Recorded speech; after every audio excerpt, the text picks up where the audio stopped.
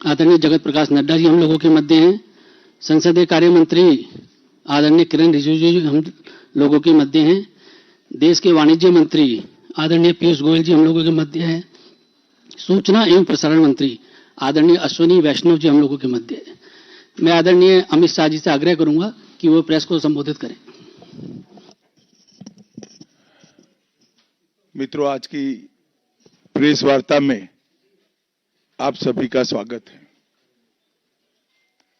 विगत सप्ताह में संसद में लोकसभा और विधानसभा, राज्यसभा दोनों जगह संविधान को स्वीकार किए हुए 75 साल के मौके पर संविधान की रचना, संविधान निर्माताओं का योगदान और संविधान में प्रस्तावित किए गए आदर्शों पर एक गौरवमयी चर्चा का आयोजन संसद के द्वारा किया गया। वो चर्चा में 75 साल की देश की गौरव यात्रा, विकास यात्रा और उपलब्धियों की भी चर्चा होनी थी। ये तो स्वाभाविक है कि जब लोकसभा में, राज्यसभा में पक्ष और विपक्ष होते हैं तो हर मुद्दे पर लोगों का नजरिया अलग अलग होता है, दलों का नजरिया अलग अलग होता है, वक्ताओं का नजरिया अलग अलग होता है। मगर संसद जैसे देश के सर्वोच्च लोकतांत्रिक फोरम में जब चर्चा होती है तब इसमें एक बात कॉमन होती है कि बात तथ्य के आधार पर होनी चाहिए और बात सत्य के आधार पर होनी चाहिए। कल से कांग्रेस पार्टी ने जिस तरह से तथ्यों को तोड़ मरोड़ कर रखने का प्रयास किया है, ये अत्यंत निंदनीय है और मैं इसकी निंदा करना चाहता हूं। ये क्यों हुआ? क्योंकि भारतीय जनता पार्टी के वक्ताओं ने संविधान पर, संविधान की रचना के मूल्यों पर और जब जब कांग्रेस या भारतीय जनता पार्टी का शासन रहा तब शासन ने संविधान के मूल्यों का किस तरह से मूल्यांकन किया, संरक्षण किया और संवर्धन किया, इस पर फैक्ट के साथ भारतीय जनता पार्टी के वक्ताओं ने अनेक उदाहरणों के साथ जनता के सामने विषय रखे और उसमें वो तय हो गया कि कांग्रेस पार्टी आंबेडकर जी विरोधी पार्टी है, कांग्रेस पार्टी आरक्षण विरोधी पार्टी है, कांग्रेस पार्टी संविधान विरोधी पार्टी है, कांग्रेस पार्टी ने सावरकर जी का भी अपमान किया, कांग्रेस पार्टी ने आपातकाल डालकर संविधान के सारे मूल्यों की धज्जियां उड़ा दी, नारी सम्मान को भी सालों तक दरकिनार किया, न्यायपालिका का हमेशा अपमान किया, सेना के शहीदों का अपमान किया और भारत की भूमि तक को संविधान तोड़कर विदेशी देशों को देने की हिमाकत कांग्रेस पार्टी के शासन में हुई। जब ये पूरा सत्य उजागर हो गया तब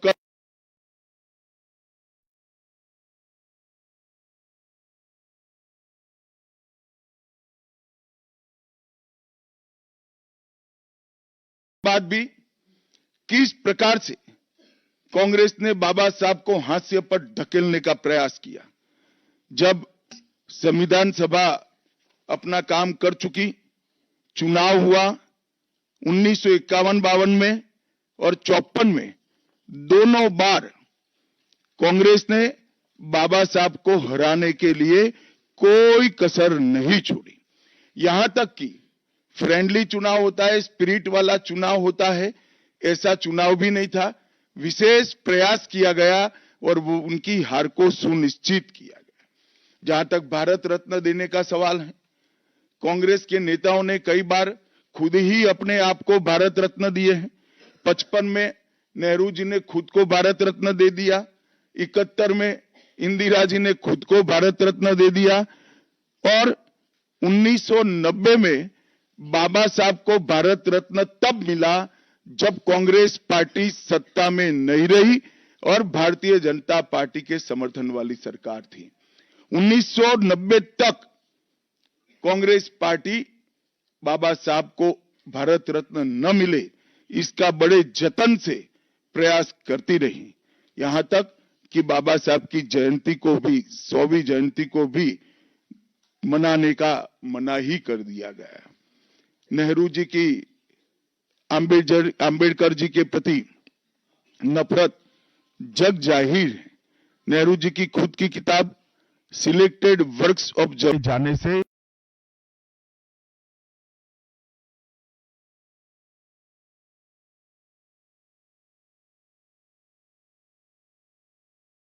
थे, इससे बड़ा कोई उदाहरण नहीं हो सकता।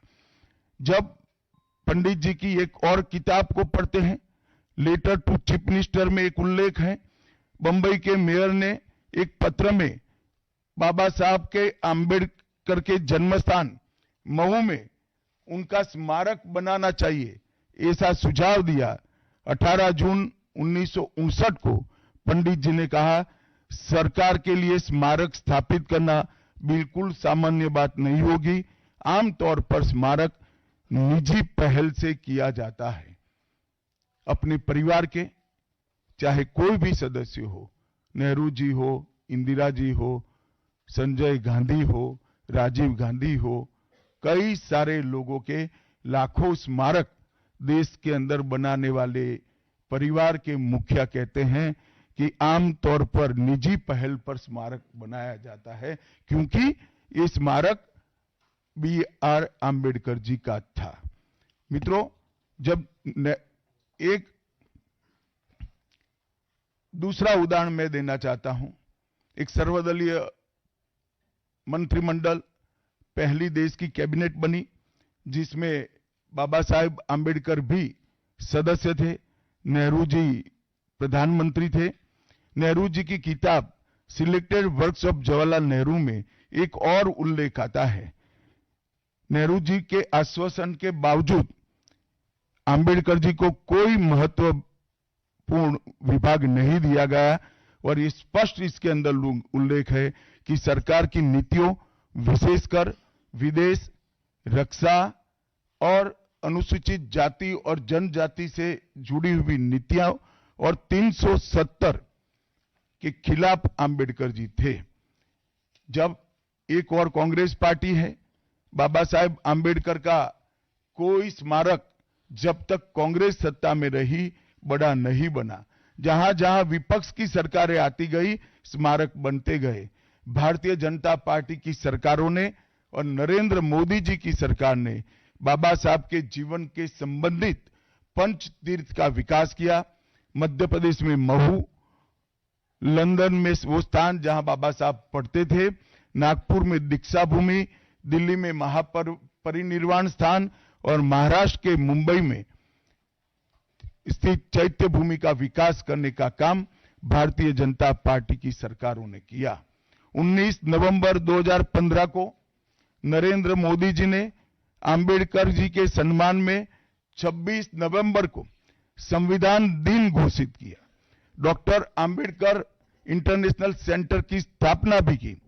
2018 में प्रधानमंत्री नरेंद्र मोदी जी ने महापरिनिर्वाण स्थल पर डॉक्टर आंबेडकर स्मारक का उद्घाटन किया, जो लगभग 2 एकड़ में फैला है। मित्रों, मैं आज जब आप सबके सामने उपस्थित हुआ हूं, तब राज्यसभा में मेरे बयान को तोड़ मरोड़ कर पेश किया गया। मेरा मीडिया के सभी मित्रों से आग्रह है, कांग्रेस ने सार्वजनिक जीवन में ये जो पद्धति की है कि बयानों को तोड़ मरोड़ कर पेश करना, हो हल्ला मचाना और भ्रांति खड़ी करना। पहले उन्होंने नरेंद्र मोदी जी के भी एडिटेड बयानों को सार्वजनिक किया। चुनाव जब चल रहा था, मेरे बयान को AI का उपयोग कर एडिट किया गया और पूरे देश में इसको प्रसारित करने का घृणित काम किया गया। और आज आंबेडकर जी के लिए मेरी बात को तोड़ मरोड़ कर वो पेश कर रहे हैं। मैं स्पष्टता के साथ कहना चाहता हूं, मीडिया को विनती भी करना चाहता हूं कि मेरा पूरा बयान जनता के सामने रखिए। मैं वो पार्टी से आता हूं जो पार्टी कभी आंबेडकर जी का अपमान नहीं कर सकती। पहले जनसंघ और फिर भारतीय जनता पार्टी ने हमेशा आंबेडकर जी के सिद्धांतों के आधार पर चलने का प्रयास किया है। जब जब भारतीय जनता पार्टी शासन में रही, आंबेडकर जी के सिद्धांतों का हमने प्रचार किया है। आरक्षण को और मजबूत करने का काम भारतीय जनता पार्टी ने किया है। इन्होंने जिस प्रकार से आरक्षण को भी विरोध किया वो भी हम सब जानते हैं। पिछड़ा वर्ग आयोग, काका साहेब कालेलकर आयोग 53 में बना, 55 में रिपोर्ट आई, आज तक वो रिपोर्ट को लागू नहीं किया गया। 31 दिसंबर 1980 को मंडल आयोग बना, मंडल आयोग की रिपोर्ट आई। 80 में इंदिरा जी ने मंडल आयोग को ठंडे बस्ते में डाल दिया। 90 में जब गैर कांग्रेसी सरकार आई तब मंडल आयोग की रिपोर्ट लागू हुई। उस वक्त राजीव गांधी विपक्ष के नेता थे और जब मंडल आयोग की रिपोर्ट लागू हुई, प्रस्ताव संसद में आया, राजीव जी ने अपने जीवन का सबसे लंबा भाषण ओबीसी के आरक्षण का विरोध करने के लिए किया। आज मैं फिर से एक बार आग्रह के साथ मीडिया को बताना चाहता हूं, सच्चाई को जनता तक पहुंचाना चाहिए। मेरी पूरी बात बहुत स्पष्टता के साथ, कोई कंफ्यूजन के बगैर राज्यसभा के रिकॉर्ड पर है। आज भारतीय जनता पार्टी के सैकड़ों कार्यकर्ताओं ने ट्वीट कर भी इस सत्य को लोगों के बीच में पहुंचाया है। और जिन्होंने जीवन भर बाबा साहेब का अपमान किया, जिन्होंने जीवन भर बाबा साहब के सिद्धांतों को दरकिनार किया, जिन्होंने जब तक सत्ता में रहे बाबा साहब को भारत रत्न मिलने नहीं दिया, जिन्होंने जब तक सत्ता पर रहे आरक्षण के सिद्धांतों की धज्जियां उड़ाई, वो लोग आज बाबा साहेब आंबेडकर के नाम पे भ्रांति फैलाना चाहते हैं। मैं कांग्रेस के अध्यक्ष खड़गे जी को भी कहना चाहता हूं, खड़गे साहब, आपका तो कम से कम दायित्व बनता है, क्योंकि आप उस वर्ग से आते हो जो वर्ग के लिए बाबा साहब आंबेडकर जी ने पूरा जीवन समर्पित किया। आपने कम से कम कांग्रेस के एक कुत्सित प्रयास में सपोर्ट नहीं करना चाहिए था। मुझे बड़ा दुख है कि आप भी राहुल गांधी जी के दबाव में इसके अंदर शामिल हुए हो। मित्रों, आज जब हम सब यहां बैठे हैं, मैं फिर से एक बार कहना चाहता हूं, कांग्रेस के पास इस संविधान के ऊपर की चर्चा में बाबा साहेब आंबेडकर विरोधी कांग्रेस है, इसका कोई जवाब नहीं बचा। संविधान विरोधी कांग्रेस है, इसका कोई जवाब नहीं बचा। कांग्रेस आरक्षण विरोधी है, इसका कोई जवाब नहीं बचा। कांग्रेस सावरकर विरोधी है, इसका भी कोई जवाब नहीं बचा। कांग्रेस ओबीसी विरोधी है, उसका भी कोई जवाब नहीं बचा। आपातकाल का पाप कांग्रेस के ही समय में हुआ, इसका भी कोई जवाब नहीं बचा। नारी सम्मान का विरोध भी कांग्रेस ने ही किया, वो प्रस्तापित हो गया। न्यायपालिका का अपमान ही कांग्रेस ने ही किया, वो भी प्रस्तापित हो गया। भारत की भूमि को भी संविधान को दरकिनार कर विदेश को सौंपने का पाप भी कांग्रेस ने ही किया, ये भी प्रस्तापित हो गया। तब फिर से एक बार चिर परिचित अपनी पुरानी नीति पर कांग्रेस आई है और उन्होंने मेरे बयान को तोड़ मरोड़ कर आधा ही दिखाकर जनता के सामने रखना और भ्रांति फैलाने का प्रयास किया है। कृपया मेरा पूरा बयान आप सभी लोग जनता तक पहुंचाइए, तो दूध का दूध और पानी का पानी हो जाएगा। मैं उस पार्टी से आता हूं, उस संस्कृति से आता हूं, जो स्वप्न में भी बाबा साहब के विचारों का या बाबा साहब के स्वयं का अपमान नहीं कर सकते।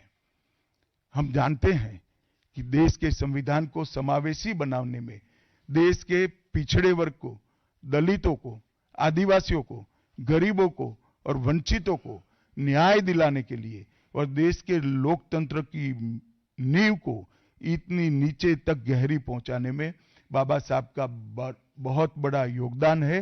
पूरा देश बाबा साहब के प्रति कृतज्ञता व्यक्त करता है। कम से कम हम तो ऐसा नहीं कर सकते जिससे बाबा साहब का अपमान हो पाए। और मैं फिर से एक बार कांग्रेस के ये कुत्सित प्रयासों की घोर निंदा करता हूं और जो संविधान पर दोनों सदनों में चर्चा हुई, कम से कम भारतीय जनता पार्टी की ओर से चर्चा का स्तर मेंटेन करने का पूरा प्रयास किया गया था, विषय पर बोलने का आग्रह किया गया था और तथ्य के साथ बोलने का आग्रह भी हमारे सारे वक्ताओं ने किया था। वो सारे प्रयास पर कांग्रेस ने पानी फिरा है और मैं मानता हूं कि देश की जनता इसके इस प्रयास को भी जानती है, उनकी मानसिकता को भी जानती है और उनकी कार्य संस्कृति को भी जानती है। धन्यवाद। रविंदर जी।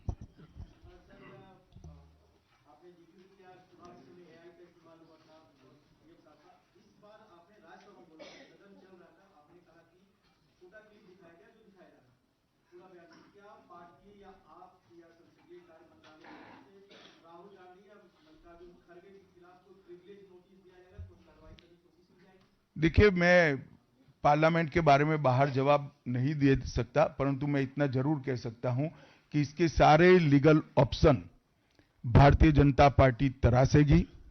पार्लियामेंट के अंदर और पार्लियामेंट के बाहर क्या लीगल एक्शन हो सकते हैं, वो सारी संभावनाओं को तराशकर भारतीय जनता पार्टी निर्णय करेगी।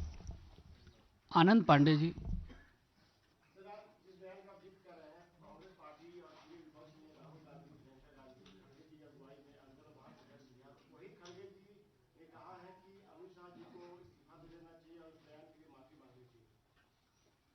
खड़गे जी मेरा इस्तीफा मांग रहे हैं, इनको आनंद होता है तो शायद मैं दे भी दूं, मगर इससे इनकी समस्या का अंत नहीं है। अभी 15 साल तक कम से कम उनको वही जगह पे बैठना है जहां वो बैठे हैं। खड़गे साहब, मेरे इस्तीफे से आपकी दाल नहीं गलने वाली है। Neeraj ji, ABP news.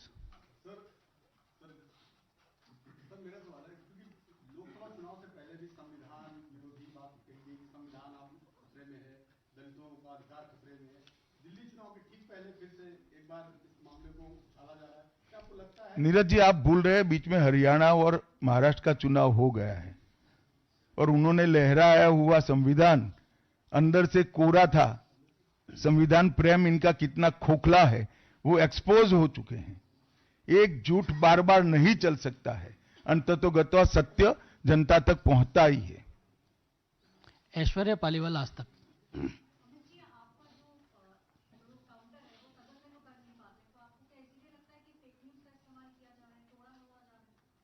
नहीं, सिर्फ मुझ पर नहीं, कई बार प्रधानमंत्री जी के लिए भी इस प्रकार के प्रयास किए, चुनाव के वक्त मेरे लिए भी किया था, फिर से एक बार कर रहे हैं। मगर मैं इसीलिए आज आप सबके सामने आया हूं। सार्वजनिक जीवन में आपका भी दायित्व है कि क्षीर नीर करने में जनता का मदद करिए, दूध का दूध और पानी का पानी करने में जनता को मदद करिए। मुझे आनंद होता अगर मेरे भाषण के मुद्दों के तथ्यों को वो चैलेंज देते। तथ्य पर चैलेंज देने के लिए कुछ नहीं है। मैंने भाषण का एक एक शब्द तथ्यात्मक है और इतिहास से गर्भ से बाहर आया हुआ है, इसलिए वो इस प्रकार से मेरे भाषण को एडिट कर कर इसको गलत अर्थ निकालकर इस प्रकार का प्रयास करें। शैलेंद्र जी।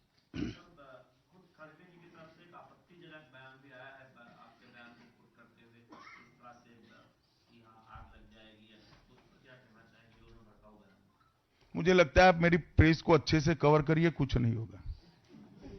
प्रज्ञा कौशिक।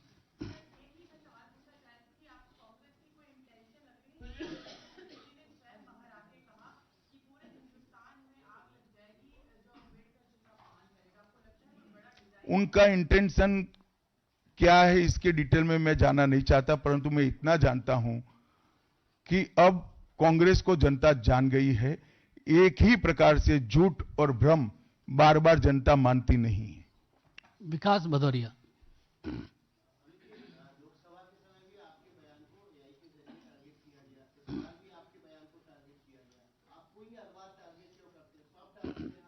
भाई आपका सवाल गलत जगह पे, ये कांग्रेस कार्यालय में पूछने का सवाल है, मुझे क्यों पूछ रहे हो? यतेंद्र जी, यतेंद्र।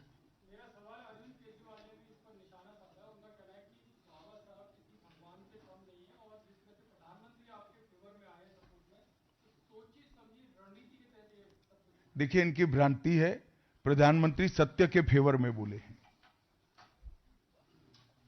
मोहित भट्ट। सर, जिस प्रकार से सारी विपक्षी पार्टियां भी अब साथ आ रही हैं, पहले वो अलग अलग मुद्दों पे पार्लियामेंट में अलग अलग दिखी थी, लेकिन इस मुद्दे पे वो सड़कों पे आने की बात कर रही है। आम आदमी पार्टी ने प्रोटेस्ट किया, टीएमसी भी प्रोटेस्ट करेगी, तो इस मुद्दे पे सारी विपक्षी पार्टी एक साथ आ रही है। देखिए, सत्य को किसी के सपोर्ट की जरूरत नहीं होती। हमारी बात में, हमारे मुद्दों के साथ सत्य स्वयं खड़ा है।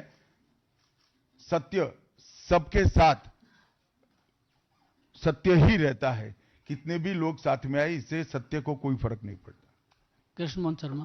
कृष्ण मोहन शर्मा, भारत एक्सप्रेस से। आज एक बहुत आश्चर्यजनक बात ये हुई कि लोग कभी कहते थे कि मैं संविधान को नहीं मानता, मैं एनार्किस्ट हूं, ये जनता ने संविधान के लिए नहीं अरविंद केजरीवाल को वोट दिया है, वो भी आपकी आलोचना कर रहे थे और कह रहे थे कि बाबा साहब भीमराव अम्बेडकर का बड़ा अपमान किया है। चलो, कम से कम मेरे कारण अरविंद केजरीवाल जी संविधान का और बाबा साहब का सम्मान करने लगे, वो आनंद का विषय है। संजय जी। सर, आपका भाषण सभी ने देखा था, सुना था, उस समय कोई सी चीज सामने नहीं आई थी, लेकिन उसके बाद से जैसे जब आपकी स्पीच जब खत्म हो गई, जब बाहर निकले, उसके बाद में सोशल मीडिया पर जिस तरीके से एक के बाद चीजें आने लगी, उस समय आपको लगा था कि सीधे आप ही पे अटैक कर रहे हैं। शायद आप भूल रहे हैं कि राज्यसभा में श्री राहुल गांधी नहीं बैठते हैं। राहुल गांधी राज्यसभा, लोकसभा में बैठते हैं। आमोद जी। आपने इस भाषण के खिलाफ प्रिविलेज का नोटिस दिया है डायरेक्ट ब्रायन ने राज्यसभा। क्या प्रिविलेज का मामला इसमें बनता है? मुझे क्या मालूम, हो तो स्पीकर साहब ने तय करना पड़ेगा, सभापति जी तय करेंगे। मोहित, सॉरी, अमित। सर, खड़गे जी ने ये भी कहा है कि आपको लगातार डिफेंड किया गया था टीएमसी उसके भी इस बयान के बाद, और देश में जगह जगह लोगों में गुस्सा है। मुझे लगता है कि खड़गे जी ने आत्मनिरीक्षण करने की जरूरत है। वो जो कर रहे हैं, इसके प्रति गुस्सा है या मेरे बयान के प्रति, वो उनको थोड़े दिन में मालूम पड़ जाएगा। आप पूछना चाहते हैं?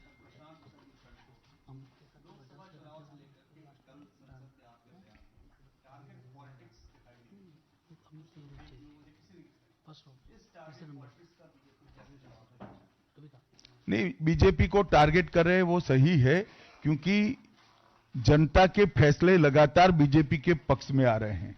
इसका उनके पास ना कोई काट है ना कोई तोड़ है, इसलिए जनता के फैसले के बाद ईवीएम पर सवाल उठाते हैं। जनता के फैसले के बाद खुशफहमी में रहते हैं कि हारने के बाद भी कि हम जीते हैं, और जनता के फैसले के बाद भी फिर से एक बार भ्रांति फैलाने का प्रयास करते हैं, परंतु जनता सब जानती है। अंतिम सवाल रविकांत जी। सर, पूरे सत्र के दौरान देखा गया है कि इंडिया अलायंस सभी मुद्दों पर एकजुट नहीं था, लेकिन कल के भाषण के आपके भाषण के बाद उनको लगता है कि एक मुद्दा मिल गया, आपके भाषण की वजह से सभी एकजुट होकर आप पर हमला कर रहे हैं, तो आपने यूनाइट कर दिया उनको। ऐसा नहीं है। जब एक प्रकार का नैरेटिव खड़ा होने का, गलत नैरेटिव खड़ा करने का प्रयास होता है, तब शुरू में नैरेटिव गलत है या सही, वो समझे बगैर काफी लोग साथ देते हैं। जब जनता का रिएक्शन आता है, तब कुछ स्थिति अलग होती है। आप थोड़ी राह देखिए। आप सभी मीडिया के साथियों का बहुत बहुत धन्यवाद। आप सब बहुत कम समय में आए, आपका आभार। धन्यवाद।